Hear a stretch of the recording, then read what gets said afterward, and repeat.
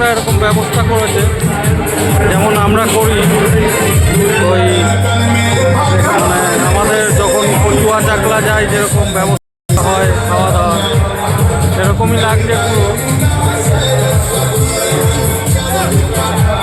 উত্তরপ্রদেশ ভালো জায়গা, এখানে লোক ভালো, খারাপ না, সবাই হেল্পফুল, সবাই আপনাকে হাসি মুখে সমস্ত কিছু বলে দেবে, কোনো অসুবিধা হবে না। এখানে চা খাওয়াচ্ছে, এই যে চা খাওয়াচ্ছে সব বিনা পয়সা, যেমন কিছু চা খেতে পারো, কোনো অসুবিধা নেই, খাও দাও ঘোরো।